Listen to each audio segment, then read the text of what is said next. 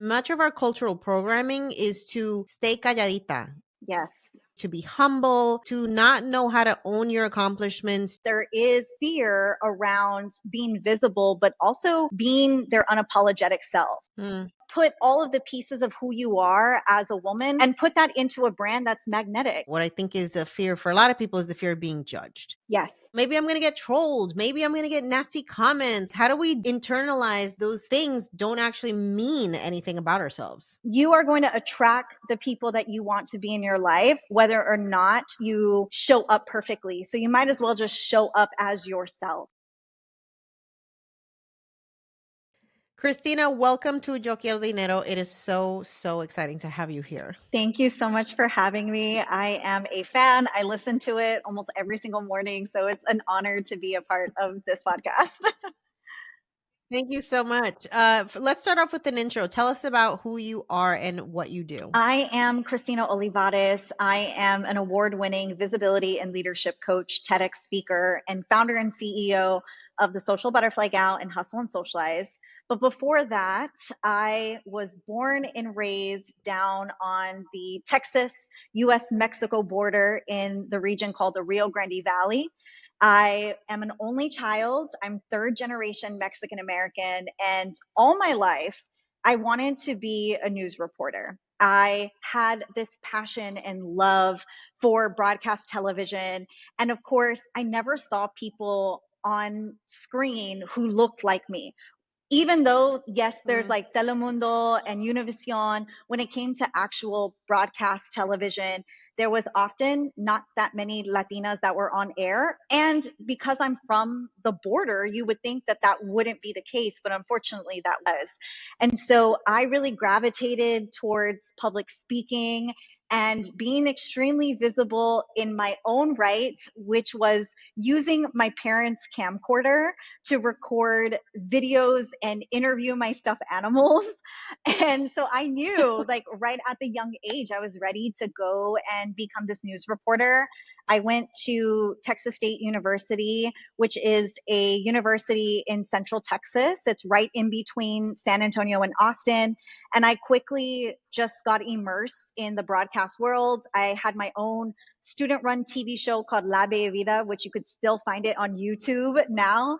And, you know, when I got out of college, I thought all of my internships and all of the job shadows that I had done over the course of my career in college would lead me to a job. And unfortunately, it didn't. And so I was at that crossroads where I was thinking about how can I shift and pivot in the world of mass communications, because for so long, that's all I really wanted to do. And that is where the concept of the Social Butterfly Gal came into play. It first was a blog, turned then into a social media management company, and then turned into coaching. And that's kind of like where it led me to where I was now creating my own visibility and my own brand and paving my own destiny that I never thought possible. I love that. That's such an inspirational story, and I'm excited to dive in more to hear kind of the layers of which you've built with this brand. So, but let's start here.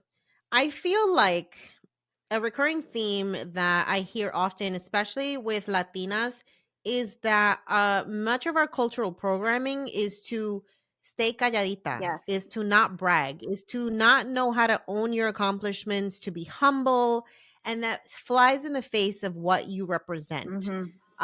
So have you noticed that your clients tend to struggle with that as a coach? Absolutely. I feel a lot of my clients, they don't know how to effectively tell their story online, or they shy away because of that nature. I come from a background where women weren't in the limelight, right? It was very, you have to be a certain way. And my grandma and my mom, unfortunately, never got those opportunities. And so I think for me, it was really important to not only showcase what visibility is, but to build a personal brand that was super unapologetic. And anytime I'm working with my clients inside of my coaching, I can tell that there is fear around being visible, but also being their unapologetic self. And sometimes that means Mm, it's okay to cuss.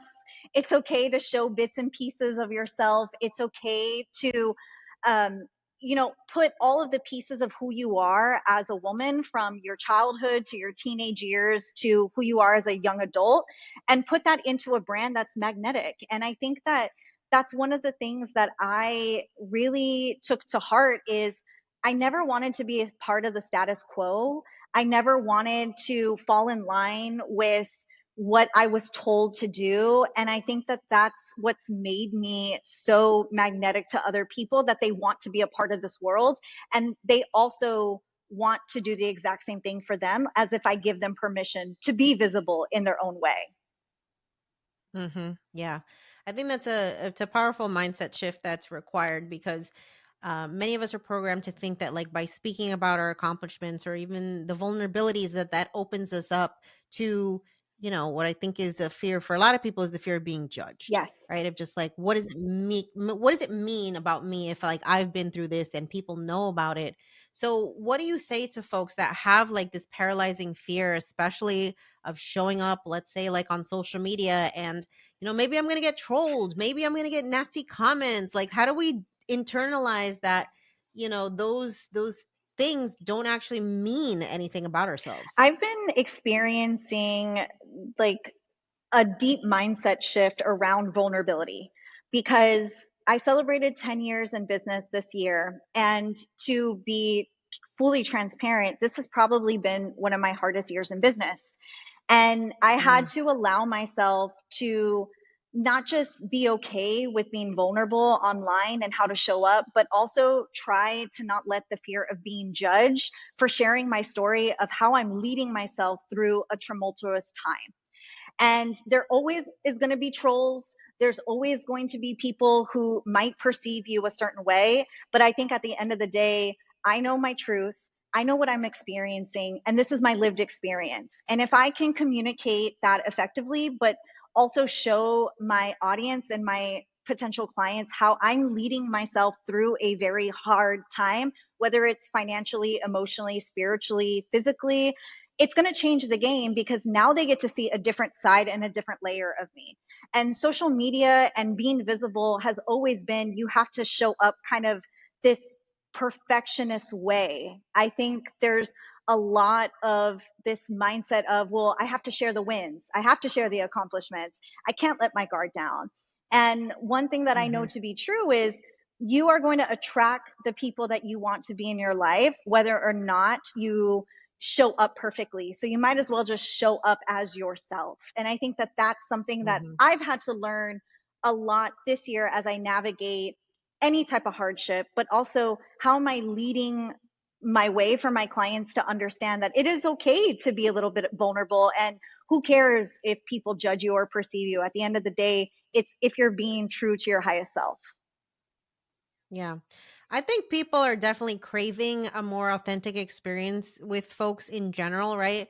Because oftentimes there has been this like social media is like almost too aspirational, it's too perfect, it's too curated, and I do find the creators that are breaking out more often are the ones that share like the stuff that you're going through that other people can also relate to, right? It Mm-hmm. humanizes you in a way that I think builds trust and connection, Mm-hmm. and gives you that thought leadership or that expertise that people are craving to be perceived as, right? Right. So let's talk about how do we navigate the tricky space where, who we are as people is often formed by a number of things: the environment that we grow up in, the folks around us, our caretakers, our childhood experiences, things like that. How do we show up in a way that we can talk about those things that maybe are not super positive, but Mm-hmm. have fundamentally shaped us in a way that it's important to our story, but, like, how do we also prevent ourselves from maybe sharing too Yeah. much or throwing people under the bus and, messing with relationships in that way? Yeah, I think at the same time, we have to get very clear on what the intentionality is behind what we share. Everything that we share publicly has to have some form of intention. And there is this notion of understanding not only what a safe space is, but also a brave space. I feel like you can't create a safe space first until you allow yourself with the audience to have for the bravery and the courage to share certain things. I always tell clients that at the end of the day, you can share what you want to share. If it's too of a wound right now, don't feel like you have to share everything. And I think we live in this world where so many things are happening at such a fast rate that we always feel like we have to be the first one online to share a certain Mhm. thing, or we have to get our voices out. And I always look at a specific framework of, okay, what am I trying to convey with this message? What is the intentionality behind it? And who am I really wanting this message to land with? Am I wanting this message to get somebody's point of view to change? And I know that at the end of the day, I can't really change their point of view. Then why am I sharing that? I think for me in particular, I have been a lot more vocal online. I have been taking a stance on certain things because we have to. At the end of the day, we have to.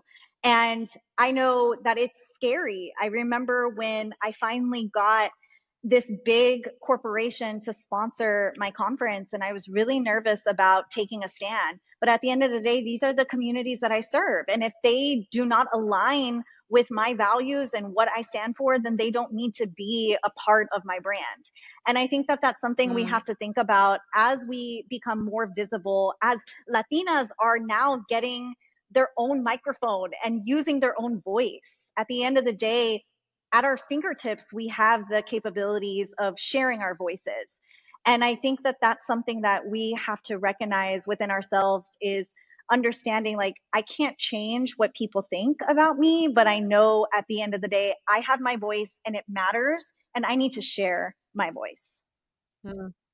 I'm so glad that you mentioned this too, because I have noticed that there's a lot of creators who are struggling with how much of their own personal belief system, their values to share online, especially in this like super politically heated Yeah. environment, in an environment where there's a lot of injustices that are kind of thrown in our face all day long. It's Yeah. like you're being assaulted with, all kinds of chaos on the internet. And people want to know where you Yep. stand.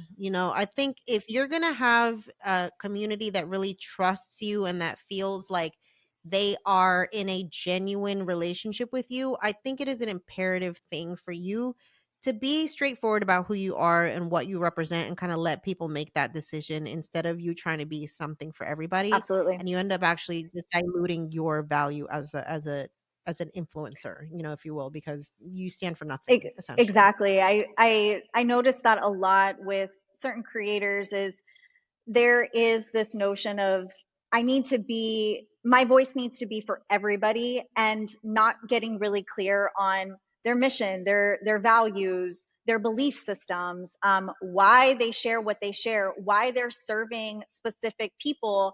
I love that we're filming this on National Latina Day. I had a lot of people in the early days of my career often come into my DMs giving me unsolicited advice, and these were people that were not people of color, and telling me, why do you serve Latinas? Why is your coaching specifically for women of color? And it is because these systems were designed with not us in mind. And so if we're not actively positioning our voice, if we're not actively serving that audience, who is? And when it comes to taking a Mhm. stand, it's really important for us to recognize, like, we are calling in specific audiences that align with who we are. And it is okay if certain people do not align with who we are. I'm not here for everybody to like me. If I'm trying to do that, then I'm not doing my job. And I really focus on Yeah. that with my clients as well. Yeah, that's an important reminder. If you are for everyone, you are actually for no one. All right. So I'm really curious to learn more about your journey as an entrepreneur because you mentioned earlier in our discussion that you found yourself following the checklist that so many of us are told as Latinas is the key to success. You go to college, you get the degree, and of course, doors are going to open for you. And you did not find that to be the case. So, kind of talk me through what you learned about that. maybe the script that we're given, and how you've had to rewrite it for yourself. Yeah, I was one of those cookie cutter, let me do all the great things. I think my final semester of college, I had four different internships and was busting my butt to work my way to get the foot in the door. And that's all it was. It was, I need to show that I am capable, I work hard, I do all the things. And I just remember I graduated from college in 2012. And so this was, right around the time that we had the housing crisis and all the recession and everything. And so a lot of millennials were leaving college, not finding jobs. And I remember going to all of these interviews with TV directors, and there was always a commonality of the feedback that they would give me. And that common feedback was changing my appearance to fit the box that they were looking Mhm. for with reporters. I either had to cut my hair or I had to change my look. I couldn't be too sexy, but then I needed to be sexy because I'm Latina, like, XYZ.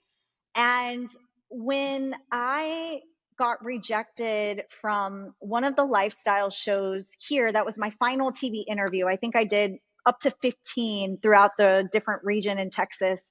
And when I got rejected the last time, that's where my best friend kind of put into my head of, well, the reason you can't find a job right now is because it hasn't been created. So go create it. And Mm. that was such a eye-opening thing for me. Shout out to, she was my former business partner, but shout out to her. We're still best friends. But that was the light bulb. And it's really difficult to try to communicate that to your parents.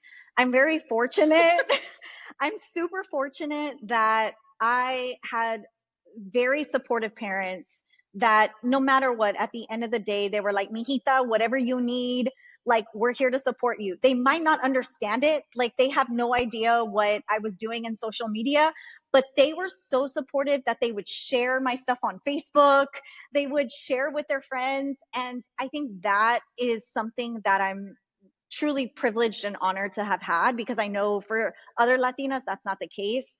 But one thing that I did within my career was I just thought about what it would be like to build a world and to build my career with all the things that I loved doing that allowed me to use my gifts and my talents.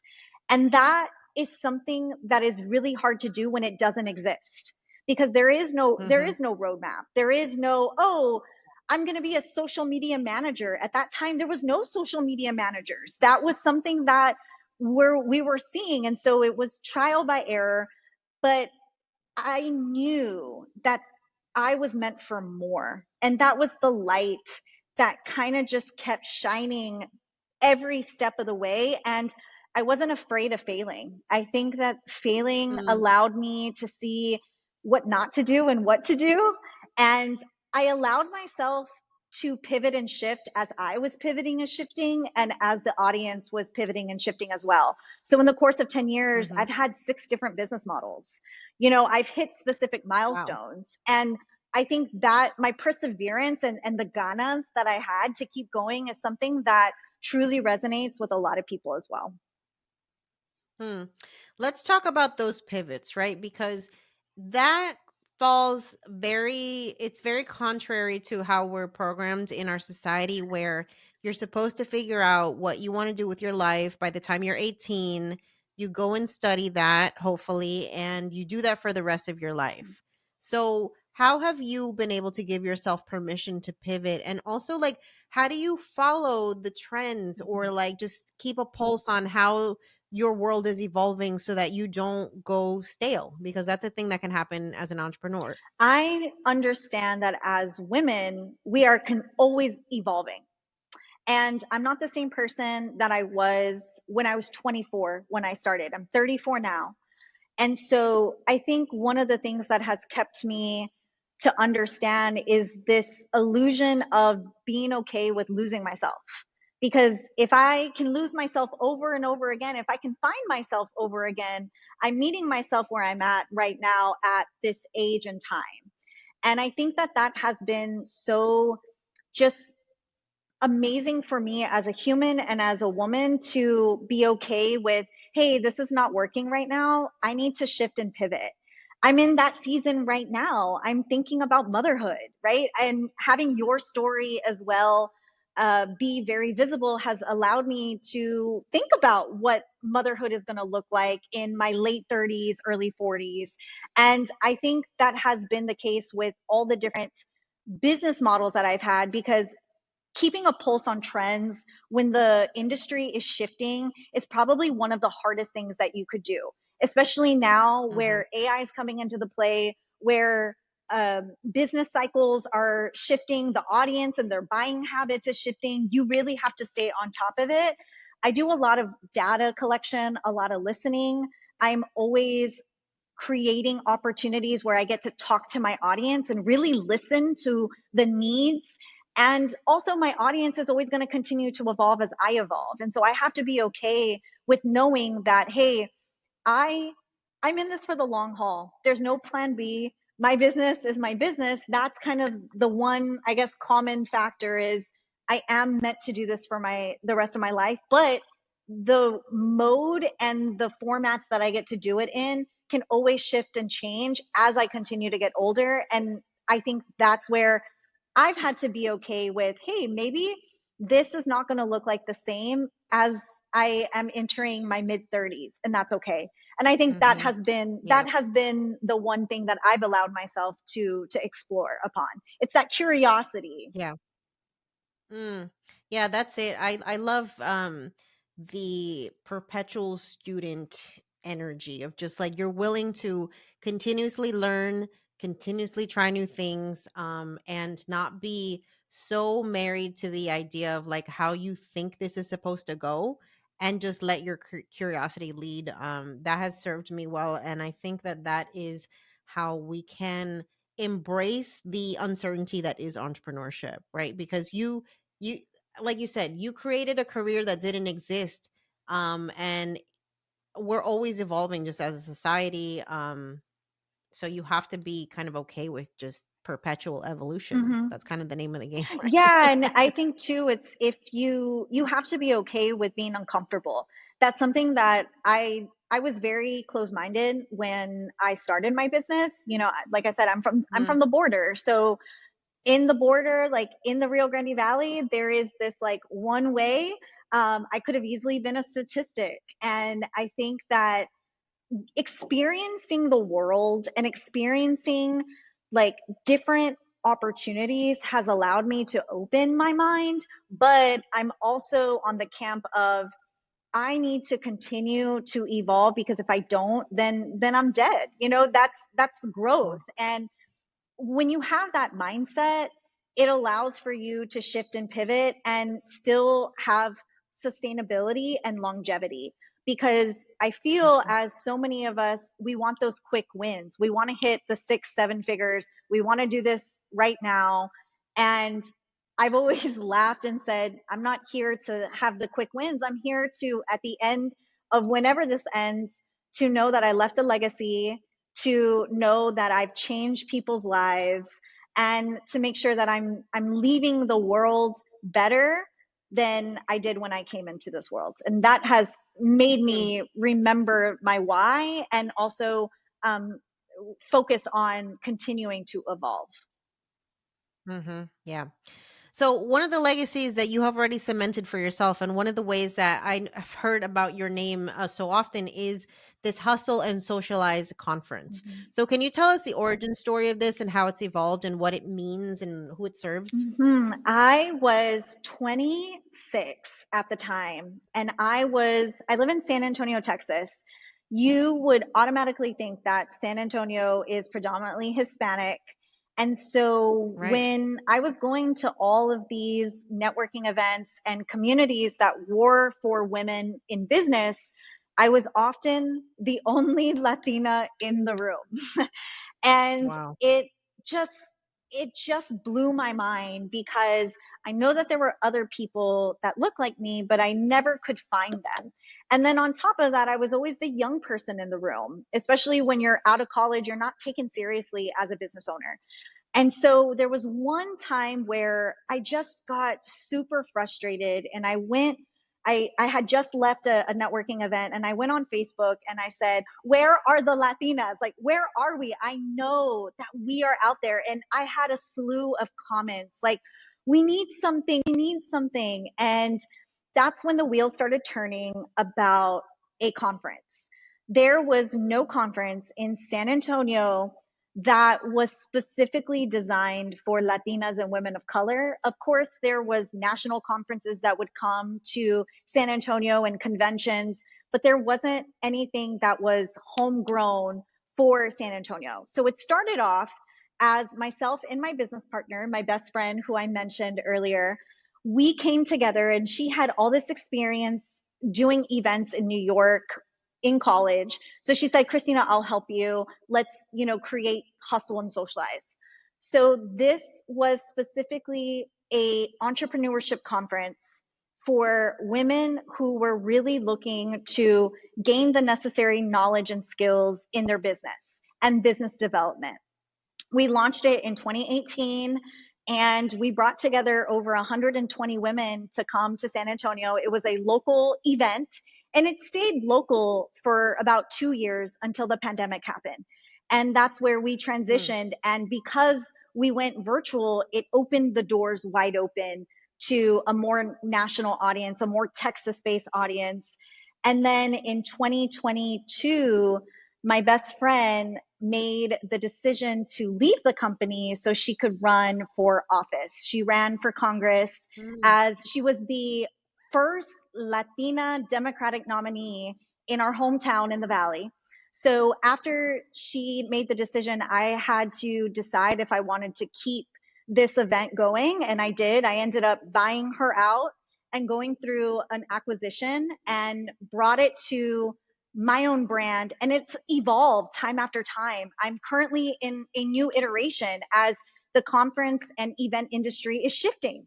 And so for the mm. past couple of years, for the last 7 years, it's been this conference that brings together Latinas and women of color for one powerful day where we are learning, we're growing, we're connecting, and we're celebrating our Latinidad. But also now I'm noticing that it is a movement that is allowing for Latinas to be more visible and to rewrite the rules of leadership and hustle. And so I think with Mhm. all of this to say is it's evolving and I'm excited for what the next couple of years holds in Hustle and Yeah. Socialize. I love that. And I love that you are unapologetic about marketing to your target audience, right? I think this comes back to just being very clear when we're thinking about like leadership skills and how you show up as a brand and your identity and your visibility. When people are very clear about who you serve, I think it's a great marketing tactic for a business. Like, you don't have to convince people that they're the right audience when you're directly speaking to them because they know just by how you market yourself and brand yourself. And I remember getting some questions when I was first launching the show. Mhm. One about like, why would I use a Spanish name, Yo Quiero Yeah. Dinero? And also, like, why do we target Latinas? And for me, it was always just like, well, why would I not? I mean, Yeah. that is my lived experience, like I don't know what it means to not be Latina because I've been that my whole life and that's how it's gonna continue, right? So, and I think about just like, my friend circle primarily is Latina. I grew up in a Hispanic majority town. Mhm. Like, just my whole existence is shaped around my identity. So like, why wouldn't I lean towards that? And as I began to dive deeper into the fundamentals of that question, I realized that so much of my desire to build a business that was Latina centered is because I couldn't do that as a corporate employee. I couldn't center my identity because it felt like it was automatically I was othered, Mhm. I was not taken as seriously, I was unprofessional, and it was almost like an act of rebellion Yeah. in many ways, I think, in me owning that and, like, making that the center focus of what I do, because for so many of us, we feel like our cultural background and our identity is something that we have to stifle Mhm. or hide or make more palatable, especially in these environments that were not curated for us. I never had a corporate job. So that I think has bring a different perspective because I just launched into entrepreneurship at such a young age, but also I created this brand that was not hiding my identity. I was not worried about how it would be perceived. And I meet a lot of women who say the same thing.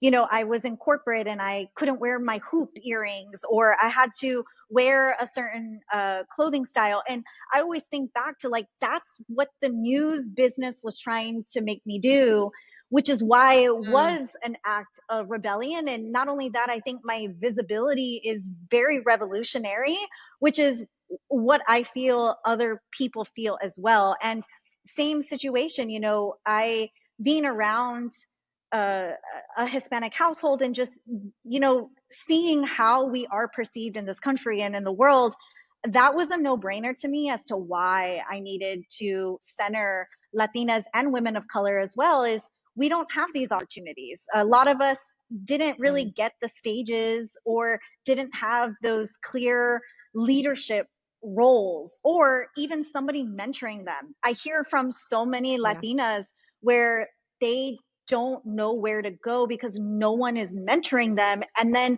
once they hit a certain space in their career, there's no one at the top that can mentor them. And I think that that's a Yeah. lot of the work that I do, whether it's coaching, speaking, hustle and socialize. A lot of it is centered of creating a powerful ecosystem where we can turn to each other and say, hey, I want to invest in you. I want to put my dollars to you. I want to be able to work with you. And that's where we start changing the game. As soon as we start Mm. investing in each other, then the tide shifts. And now instead of us kind of like at the bottom of the totem pole, we're all lifting each other up and now getting to a place where our dollars matter. Yeah, I'd love to hear the buying power that we now have as Latinas.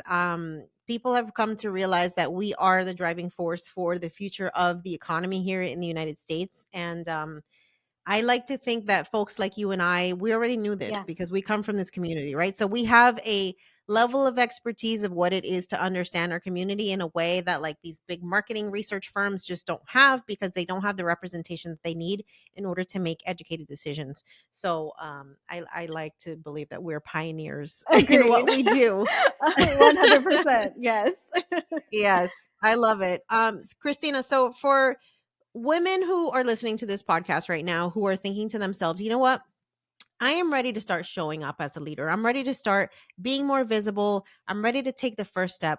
What would you recommend as like the first thing that they can do to kind of start to embody that thought leadership space that they want to occupy? Two things that I would say is number one, only focus on the power of one.